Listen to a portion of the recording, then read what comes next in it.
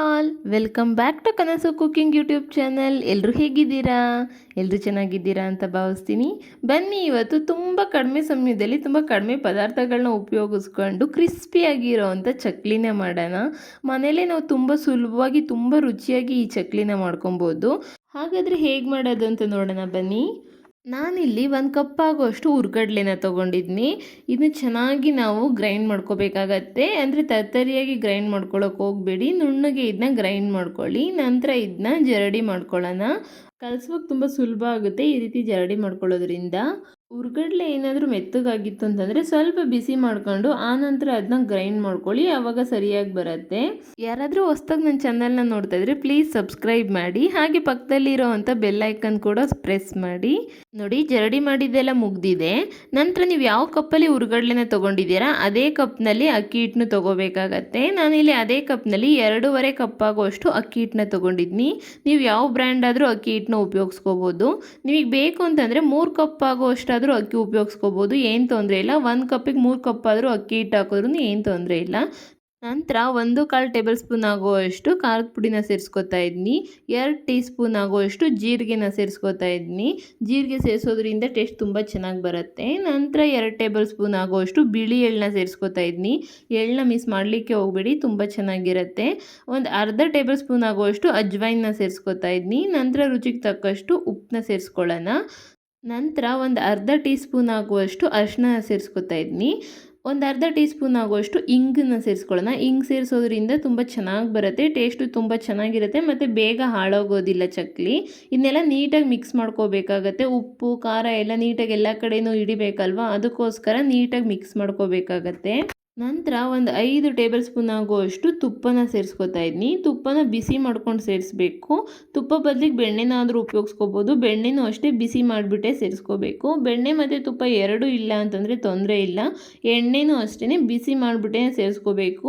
ಬಿಸಿ ಇರುವಾಗಲೇ ಇದನ್ನ ನೀಟಾಗೆಲ್ಲ ಮಿಕ್ಸ್ ಮಾಡ್ಕೋಬೇಕಾಗತ್ತೆ. ನಾವು ತುಪ್ಪ ಅಥವಾ ಬೆಣ್ಣೆ ಎಣ್ಣೆ ಯಾವುದಾದ್ರೂ ಒಂದನ್ನು ಉಪಯೋಗಿಸೋದ್ರಿಂದ ಎಣ್ಣೆ ಜಾಸ್ತಿ ಹೀರ್ಕೊಳ್ಳೋದಿಲ್ಲ ಚಕ್ಲಿಗೆ, ಮತ್ತು ತುಂಬ ಕ್ರಿಸ್ಪಿಯಾಗಿ ಕೂಡ ಬರುತ್ತೆ. ನೋಡಿ, ಇದೆಲ್ಲ ಬಿಸಿ ಸ್ವಲ್ಪ ತಣ್ಣಗಾದ ನಂತರ ಕೈಯಲ್ಲೇ ನೀಟಾಗಿ ಮಿಕ್ಸ್ ಮಾಡ್ಕೊಳ್ಳೋಣ. ಎಷ್ಟಾಗುತ್ತೋ ಅಷ್ಟು ಚೆನ್ನಾಗಿ ಇದನ್ನ ನೀಟಾಗಿ ಮಿಕ್ಸ್ ಮಾಡ್ಕೊಳ್ಳಿ ಕೈಯಲ್ಲೇ. ನಾವು ಅದನ್ನ ಉಂಡೆ ಕಟ್ಟಿದ್ರೆ ಉಂಡೆ ಆಗಿ ಬರಬೇಕು, ಅಲ್ಲಿವರೆಗೂ ಇದನ್ನ ಚೆನ್ನಾಗಿ ಕಲಿಸ್ಕೋಬೇಕಾಗತ್ತೆ. ನೋಡಿ, ಈ ರೀತಿ ಉಂಡೆ ಆಗೋವರೆಗೂ ಇದನ್ನ ಚೆನ್ನಾಗಿ ಕಲಿಸ್ಕೋಬೇಕಾಗತ್ತೆ.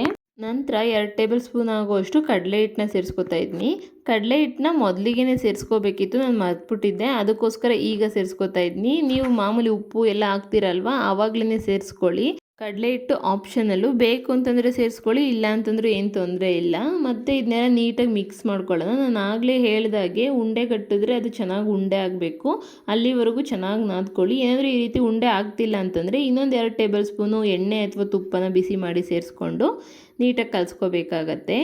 ಆನಂತರ ನೀರನ್ನ ಬಿಸಿ ಮಾಡಿಬಿಟ್ಟು ಇದಕ್ಕೆ ಸೇರಿಸ್ಕೋಬೇಕಾಗತ್ತೆ. ಬಿಸಿ ನೀರೇ ಹಾಕ್ಕೊಂಡು ಕಲಿಸ್ಕೊಳ್ಳಿ, ಚಕ್ಲಿ ತುಂಬ ಚೆನ್ನಾಗಿ ಬರುತ್ತೆ. ನೀರು ಬಿಸಿ ಇರೋದ್ರಿಂದ ಕೈಯಲ್ಲಿ ಕಲಿಸೋದಕ್ಕೆ ಆಗೋದಿಲ್ಲ, ಅದಕ್ಕೋಸ್ಕರ ನಾನು ಒಂದು ಸ್ಪೂನಲ್ಲೆಲ್ಲ ನೀಟಾಗಿ ಮಿಕ್ಸ್ ಮಾಡ್ಕೋತಾ ಇದ್ದೀನಿ. ಸ್ವಲ್ಪ ಸ್ವಲ್ಪನೇ ನೀರನ್ನ ಸೇರಿಸ್ಕೊಂಡು ಇದನ್ನ ಕಲಿಸ್ಕೊಳ್ಳಿ. ಒಂದೇ ಸಲ ನೀರು ಜಾಸ್ತಿ ಹಾಕೋದ್ರಿಂದ ಅಳತೆ ಗೊತ್ತಾಗೋದಿಲ್ಲ, ಅದಕ್ಕೋಸ್ಕರ ಸ್ವಲ್ಪ ಸ್ವಲ್ಪನೇ ನೀರನ್ನ ಸೇರಿಸ್ಕೊಂಡು ಇದನ್ನ ಚೆನ್ನಾಗಿ ಕಲಿಸ್ಕೋಬೇಕಾಗತ್ತೆ.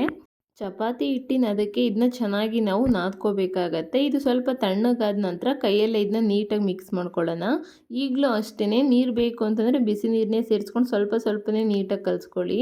ನಮ್ಮ ಚಪಾತಿ ಹಿಟ್ಟನ್ನ ನಾವು ಯಾವ ಹದಕ್ಕೆ ಕಲಿಸ್ತೀವಿ ಅದೇ ರೀತಿ ಇದನ್ನು ಕಲಿಸ್ಕೋಬೇಕಾಗತ್ತೆ. ತುಂಬ ಗಟ್ಟಿಯಾಗೂ ಕಲಿಸ್ಕೊಳ್ಳೋಕೆ ಹೋಗಬೇಡಿ, ತುಂಬ ಸಾಫ್ಟಾಗೂ ಕಲಿಸ್ಕೊಳ್ಳೋಕೆ ಹೋಗಬೇಡಿ.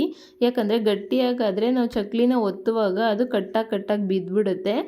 ಅಥವಾ ನಾವೇನಾದ್ರೂ ಸಾಫ್ಟಾಗಿ ತುಂಬ ಸಾಫ್ಟಾಗಿ ಕಲಿಸಿದ್ದೀವಿ ಅಂತಂದರೆ ನಮಗೆ ಮುಳ್ಳು ಶೇಪ್ ಬರೋದಿಲ್ಲ. ಅದಕ್ಕೋಸ್ಕರ ನಾವು ಒಂದು ಹದವಾಗಿ ಚಪಾತಿ ಹಿಟ್ಟಿನ ಅದಕ್ಕೆ ಇದನ್ನ ನೀಟಾಗಿ ಕಲಿಸ್ಕೋಬೇಕಾಗತ್ತೆ. ನಿಮ್ಗೆ ಈ ರೆಸಿಪಿ ಬಗ್ಗೆ ಏನೇ ಡೌಟ್ ಇದ್ರೂ ನನ್ನ ಕಮೆಂಟ್ ಮೂಲಕ ಕೇಳಿ, ನಾನು ನಿಮ್ಗೆ ಅಲ್ಲೇ ಕ್ಲಿಯರ್ ಮಾಡಿಕೊಡ್ತೀನಿ. ನೋಡಿ, ಆಲ್ಮೋಸ್ಟ್ ಇದೆಲ್ಲ ಕಲಸಿದ್ದಾಗಿದೆ. ಇವಾಗ ಚೆನ್ನಾಗಿ ನಾದ್ಕೋಬೇಕು. ಚೆನ್ನಾಗಿ ನಾದಿದ್ರಷ್ಟೇ ಚಕ್ಲಿ ಚೆನ್ನಾಗಿ ಬರುತ್ತೆ. ಚೆನ್ನಾಗಿ ನಾದಿಲ್ಲ ಅಂತಂದ್ರೂ ಚಕ್ಲಿ ಕಟ್ಟಾಗುವಂಥ ಚಾನ್ಸಸ್ ಇರುತ್ತೆ. ಅದಕ್ಕೋಸ್ಕರ ಆದಷ್ಟು ಚೆನ್ನಾಗಿ ಇದನ್ನ ನಾದ್ಕೊಳ್ಳಿ. ಒಂದು 5 ನಿಮಿಷ ಇದನ್ನ ಚೆನ್ನಾಗಿ ನಾದ್ಕೊಂಡಿದ್ದೀನಿ ನಾನು. ನೋಡಿ, ಇಷ್ಟು ಸಾಫ್ಟ್ ಆಗೋವರೆಗೂ ಕಲಿಸ್ಕೊಂಡ್ರೆ ಸಾಕು. ಇದು ಕರೆಕ್ಟಾಗಿದೆ ಅಳತೆ. ನಂತರ ಚಕ್ಲಿ ಹಚ್ಚಿಗೆ ನಾನು ಸ್ಟಾರ್ ಇರೋ ಅಂಥ ಪ್ಲೇಟ್ನ ಸೇರಿಸ್ಕೊಂಡಿದ್ದೀನಿ. ಆನಂತರ ನಾವು ಚಕ್ಲಿ ಹಚ್ಚಿಗೆ ಸುತ್ತಲೂ ಎಣ್ಣೆನ ಸವರ್ಕೋಬೇಕಾಗತ್ತೆ. ಈ ರೀತಿ ಎಣ್ಣೆನ ಸ್ಪ್ರೆಡ್ ಮಾಡ್ಕೊಳ್ಳೋದ್ರಿಂದ ಹಿಟ್ಟು ಅಂಟ್ಕೊಳ್ಳೋದಿಲ್ಲ. ಅದಕ್ಕೋಸ್ಕರ ನೀಟಾಗಿ ಸುತ್ತಲೂ ನಾವು ಎಣ್ಣೆನ ಸ್ಪ್ರೆಡ್ ಮಾಡ್ಕೋಬೇಕಾಗತ್ತೆ. ನೋಡಿ ನಾನಿಲ್ಲಿ ಸಿಲಿಂಡರ್ ಶೇಪ್ನಲ್ಲಿ ಹಿಟ್ಟನ್ನ ರೆಡಿ ಮಾಡ್ಕೊಂಡಿದ್ದೀನಿ. ನಮಗೆ ಚಕ್ಲಿ ಮೇಕರ್ಗೆ ಎಷ್ಟಾಗುತ್ತೋ ಅಷ್ಟು ಹಿಟ್ಟನ್ನ ಸೇರಿಸ್ಕೊಂಡು ಈ ರೀತಿ ನಾವು ಚಕ್ಲಿನ ನಿಧಾನವಾಗಿ ತಿರುಗಿಸ್ಕೊತಾ ಬಿಟ್ಕೋಬೇಕಾಗತ್ತೆ. ನಿಮಗೆ ಎಷ್ಟು ಸೈಜ್ನಲ್ಲಿ ಬೇಕು ಚಕ್ಲಿ ಅಷ್ಟು ಸೈಜ್ನಲ್ಲಿ ನೀಟಾಗಿ ಬಿಟ್ಕೊತಾ ಹೋಗಿ. ಚಿಕ್ಕದಾಗಿ ಬೇಕು ಅಂತಂದರೆ ಚಿಕ್ಕದಾಗೇ ಬಿಟ್ಕೊಳ್ಳಿ. ನೋಡಿ ನನಗೆ ಇಷ್ಟು ಸೈಜ್ನಲ್ಲಿ ಸಾಕು ಚಕ್ಲಿ. ಚಿಕ್ಕದಾಗೆ ನಾನು ಚಕ್ಲಿನ ರೆಡಿ ಮಾಡ್ಕೊಂಡಿದ್ದೀನಿ ನೋಡಿ. ನಿಮ್ಗೆ ಇನ್ನೊಂದು 2 ರೌಂಡ್ ಜಾಸ್ತಿ ಬೇಕು ಅಂತಂದರೆ ಇನ್ನು 1 ಅಥವಾ 2 ರೌಂಡು ನಾವು ಚಕ್ಲಿ ಮೇಕರಲ್ಲಿ ಈ ರೀತಿ ತಿರುಗಿಸ್ತಾ ಹೋದರೆ ನೀಟಾಗಿ ಬಂದುಬಿಡುತ್ತೆ. ಹೊಸ್ದಾಗಿ ಮಾಡೋರು ಸುಲಭವಾಗಿ ಈ ಚಕ್ಲಿನ ಮಾಡ್ಕೊಂಡ್ಬಿಡ್ಬೋದು. 1 ಅಥವಾ 2 ಚಕ್ಲಿನ ನಾವು ತಿರುಗಿಸ್ಕೊಂತ ಬಿಡುವಾಗಲೇ ನಮಗೆ ಅಭ್ಯಾಸ ಆಗಿಬಿಡುತ್ತೆ. ಚೆನ್ನಾಗಿ ಬಂದ್ಬಿಡುತ್ತೆ ಚಕ್ಲಿ. ಅಷ್ಟು ಚೆನ್ನಾಗಿ ಅಭ್ಯಾಸ ಆಗೋಗ್ಬಿಡುತ್ತೆ. ಉಳಿದಿರೋ ಅಂಥ ಎಲ್ಲ ಹಿಟ್ಟು ನಾನು ಇದೇ ರೀತಿ ನಿಧಾನವಾಗಿ ಚಕ್ಲಿನ ಬಿಟ್ಕೋತೀನಿ. ನಾನು ತುಂಬ ದೊಡ್ಡದಾಗೇನು ಚಕ್ಲಿನ ಮಾಡ್ಲಿಕ್ಕೆ ಹೋಗಿಲ್ಲ. ಚಿಕ್ಕದಾಗೇನೆ ಅಂದರೆ ಅಂಗಡಿಲಿ ಸಿಗುತ್ತಲ್ವ, ನಾವು ಚಿಕ್ಕ ಅಂಗಡಿಗಳಲ್ಲೆಲ್ಲ ಚಕ್ಲಿಗಳು ಸಿಗುತ್ತಲ್ವ, ಆ ಸೈಜ್ನಲ್ಲಿ ನಾನು ಚಕ್ಲಿನ ರೆಡಿ ಮಾಡ್ಕೊಂಡಿದ್ದೀನಿ. ನಿಮಗೆ ಬೇಕು ಅಂತಂದರೆ ಇನ್ನು ಸ್ವಲ್ಪ ದೊಡ್ಡದಾಗಿ ನೀವು ಚಕ್ಲಿನ ರೆಡಿ ಮಾಡ್ಕೊಬೋದು.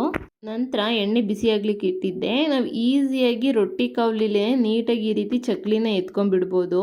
ಚಕ್ಲಿ ತೊಗೊಂಡು ಎಣ್ಣೆಗೆ ಬಿಡೋದಕ್ಕೆ ತುಂಬ ಸುಲಭ ಆಗುತ್ತೆ. ನೀವು ಈ ರೀತಿನೇ ಟ್ರೈ ಮಾಡಿ ನೋಡಿ. ನಿಧಾನವಾಗಿ ಇದನ್ನ ಬಿಡಬೇಕಾಗತ್ತೆ. ಮತ್ತು ಚಕ್ಲಿ ಬಿಟ್ಟಿದ ನಂತರ ಕೈ ಆಡಿಸ್ಲಿಕ್ಕೆ ಹೋಗಬಾರ್ದು. ಒಂದು 2 ನಿಮಿಷ ಅದು ಹಾಗೆ ಫ್ರೈ ಆಗ್ಲಿಕ್ಕೆ ಬಿಟ್ಬಿಡಬೇಕು. ನೋಡಿ ಚಕ್ಲಿಲಿ ಎಷ್ಟು ಬಬಲ್ಸ್ ಬರ್ತಿದೆ ಅಂತ. ಆ ಬಬಲ್ಸ್ ಎಲ್ಲ ಕಡಿಮೆ ಆಗೋವರೆಗೂ ಚೆನ್ನಾಗಿ ನಾವು ಮೀಡಿಯಮ್ ಫ್ಲೇಮಲ್ಲಿ ಇದನ್ನ ಫ್ರೈ ಮಾಡ್ಕೋಬೇಕು. ಹೈ ಫ್ಲೇಮಲ್ಲಿ ಫ್ರೈ ಮಾಡ್ಲಿಕ್ಕೆ ಹೋಗಬೇಡಿ. ಚಕ್ಲಿ ತುಂಬ ಬೇಗ ಸೀದೋಗ್ಬಿಡುತ್ತೆ. ಅದಕ್ಕೋಸ್ಕರ ಮೀಡಿಯಮ್ ಫ್ಲೇಮಲ್ಲಿ ಇದನ್ನ ಚೆನ್ನಾಗಿ ನೀವು ಫ್ರೈ ಮಾಡ್ಕೋಬೇಕಾಗತ್ತೆ. ನೀವು ಗಮನಿಸಿರ್ಬೋದು, ನಾನು ಒಂದು ವೈಟ್ ಶೀಟ್ ಮೇಲೆ ಚಕ್ಲಿನ ಬಿಟ್ಕೊಂಡಿದ್ದೀನಿ. ಆ ರೀತಿ ವೈಟ್ ಶೀಟ್ ಮೇಲೆ ಬಿಟ್ಕೊಳ್ಳೋದ್ರಿಂದ ಚಕ್ಲಿನ ತೊಗೊಂಡು ಎಣ್ಣೆಗೆ ಹಾಕೋದಕ್ಕೆ ಅಥವಾ ಚಕ್ಲಿನ ಬಿಡೋದಕ್ಕೆ ಎಲ್ಲದಕ್ಕೂ ಈಸಿ ಆಗುತ್ತೆ. ನೀವು ನ್ಯೂಸ್ ಪೇಪರು ಅಥವಾ ಈ ರೀತಿ ವೈಟ್ ಪ್ಲೇನ್ ಶೀಟ್ ಮೇಲೆ ಚಕ್ಲಿನ ಬಿಟ್ಕೊಳ್ಳಿ.